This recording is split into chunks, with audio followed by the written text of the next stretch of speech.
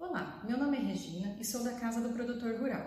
No podcast de hoje vamos conversar com o professor de agrometeorologia da Exalc USP e atual presidente da Sociedade Brasileira de Agrometeorologia, Fábio Marinho, sobre a atual situação do clima no que se refere às baixas temperaturas registradas recentemente e da preocupação dos agricultores em geral com esse fato. Professor, como a meteorologia pode auxiliar o agricultor e quais são as previsões para esse inverno? Muito bem, Regina. A meteorologia pode auxiliar muito o agricultor e ela é talvez o fator que mais explica a variabilidade da produtividade no campo. O clima é a coisa que mais muda de um ano para outro. E essa subida e descida na produtividade que a gente tem nos campos agrícolas é principalmente devido ao clima. Os outros fatores eles são mais ou menos estáveis e o clima não. O clima tem uma variabilidade intrínseca. Sobre esse inverno, o que a gente tem como pista, porque é muito difícil fazer uma previsão assertiva, dar realmente aquilo que vai acontecer, a gente gostaria muito de fazer isso, mas ninguém consegue ter uma previsão de longo prazo muito precisa ainda. A pista que a gente tem é que a gente está sob um fenômeno Laninha, ok? E a Laninha ela traz algumas tendências mais ou menos claras para esse inverno. Quais são elas? Chuvas abaixo da média no sul do país, chuvas acima da média no norte e nordeste, ok? E eu só queria lembrar a nossa audiência que reparem esse ano quantos casos de alagamento nós tivemos na região norte, nordeste, chegando até a região central de Minas Gerais por conta da Laninha. Então esse é um fenômeno. E quanta seca a gente teve no sul do país, com efeitos nas lavouras de milho, soja, desde novembro do ano passado, a gente vem sofrendo com essas secas. Essa é uma tendência que deve continuar. Ok? E o que a Laninha faz aqui na região central, onde está o estado de São Paulo? Ela tende a ter temperaturas um pouco abaixo da média. Ok? E a chuva não tem um sinal claro. Tem anos de Laninha que chove muito, tem anos de Laninha que chove pouco. Diferente dessas duas regiões que eu acabei de comentar. O sul, repetindo, só para gravar bem, com chuvas abaixo da média, norte e nordeste com chuva acima da média. Posição central é mínima instável.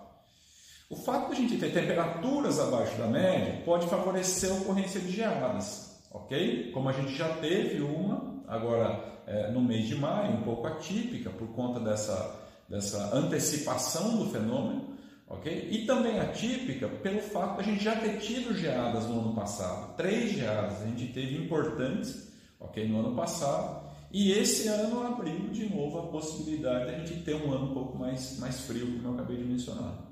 Professor, quais os locais onde provavelmente teremos mais geadas e serão mais afetados? Tá, também não é uma pergunta simples, Regina, e o que a gente sabe até agora, que em termos de probabilidade, o estado de São Paulo é marcado por uma geada a cada 5 anos em média, ok? E como eu já acabei de comentar contigo, a gente teve 3 geadas no ano passado e já tivemos uma no mês de maio, então a gente está passando por um período com ondas de frio um pouco mais frequentes do que o normal, tá? Quando a gente tem geadas, o que o agricultor deve ficar muito atento? Com as áreas de baixada. Isso na escala microclimática, dentro da propriedade, as áreas de baixada são as mais afetadas. Por quê? Porque o ar frio ele fica mais denso e ele escoa, ficando como se fosse empoçado nas áreas de baixada. Então, quando o produtor tem relevo ondulado, suave ondulado dentro da propriedade, ele precisa tomar cuidado primeiro com essas áreas mais baixas, porque é aí que a geada começa e ela vai danificando de baixo para cima as lavouras, ok? Obviamente, em termos macroclimáticos, a região sul do país é sempre a mais atingida, só que os agricultores sabem disso e eles já se previnem. Então a gente não tem poucas culturas perenes que são muito suscetíveis a geada nos estados do Rio Grande do Sul, de Santa Catarina, metade sul do Paraná. Na metade norte do Paraná, entrando em São Paulo, Mato Grosso do Sul e daí para o norte, a gente já começa a ter culturas que permanecem no campo o ano todo. Culturas perenes e algumas delas bastante sensíveis ao frio, como a cana-de-açúcar, as pastagens, os cafeeiros, ok? E elas tendem a ser mais afetadas e exatamente nessas áreas que os produtores devem ficar mais atentos. É difícil também falar o que a gente pode fazer, né? Porque em algumas culturas a área é tão grande que o produtor tem poucos meios de lidar com isso, para se prevenir com a geada. Mas onde ele pode atuar, em áreas pequenas, que tem um relevo adequado, ele pode usar de algumas técnicas, ok? Para tentar atenuar o efeito da geada, minimizando o efeito negativo do frio, tentando preservar suas culturas. Perfeito. E o senhor poderia comentar quais são as técnicas mais utilizadas que o agricultor pode utilizar, então, para tentar proteger a sua lavoura nesses dias mais frios? Sim, quando a gente tem a previsão de geadas, algumas técnicas que podem amenizar ou talvez até evitar a ocorrência de geada é tentar deixar o solo exposto, ok? Remover, portanto, a palha do solo, permitindo com que o solo, nos dias anteriores à geada, acumule energia térmica, ok? E aí, durante a noite da geada, ele possa fornecer, na forma de radiação de onda longa, aumentando a temperatura da copa e não deixando as folhas congelarem. Tá? O chegamento de terra, especialmente nos cafeeiros, é também uma opção. Nos cafeeiros jovens, recém-transplantados, a gente pode cobrir essas plantas com saquinhos de papel ou até fazer o chegamento de terra, a cobertura da copa inteira com terra, e é importante descobrir e tirar o saquinho alguns dias depois, obviamente, mas na noite da geada isso pode ser um elemento de salvamento da lavoura.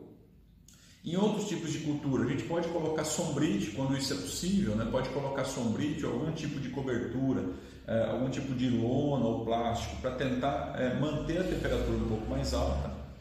E em regiões maiores, a gente pode tentar usar uma técnica de nebulização, onde a gente queima uma mistura de óleo diesel, serragem e nitrato de cálcio para tentar gerar um tipo de fumaça que barra a perda de energia pela superfície. Okay? E com isso, a temperatura na área afetada, ou possivelmente afetada pela geada, ela não cai tanto, ela não baixa tanto, porque essa fumaça gerada com essa substância, ela barra a saída de onda longa do sistema. E a onda longa é aquilo que causa o resfriamento. A fumaça cai de forma mais lenta, não cai tão rapidamente, atingindo a temperatura letal para a cultura. Perfeito. O senhor comentou do café, da cana-de-açúcar, mas tem alguma outra cultura ou outras culturas que serão mais afetadas com esse inverno, que vão estar no campo ou que no início do plantio poderão ser afetadas? Enfim, todas as culturas que estão no campo no dia da geada, elas são afetadas, com exceção de algumas que têm habilidade a lidar com esse frio. Ou seja, lá no centro de origem dessa cultura, no momento em que ela estava evoluindo, ela aprendeu a trabalhar com o frio.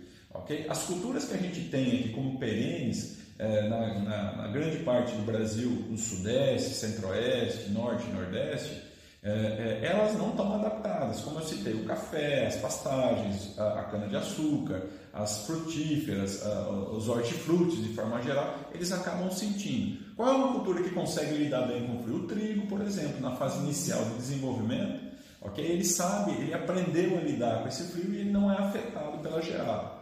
Okay? E essa é a opção especialmente no sul do país, né? Boa parte dos produtores costumam colocar o trigo como cultura de inverno e aí é uma cultura que está adaptada a esse clima temperado. De São Paulo para cima já está causando estrago por conta que as culturas elas não aprenderam a lidar com isso. Okay? E como a gente teve o ano passado danos muito sérios, especialmente nos cafezais e na cultura da cana-de-açúcar, a gente torce para que esse ano a geada não venha. A gente já acabou de escapar de uma onda de frio muito forte agora em maio, que não causou geadas generalizadas, apenas alguns pontos nas áreas de baixada, mas que não danificaram de forma geral os cultivos. E a gente espera que esse ano não aconteça exatamente porque é um ano de recuperação. Especialmente os canaviais devem ter uma subida de produtividade no centro-sul do Brasil que deve variar de 3% a 9%.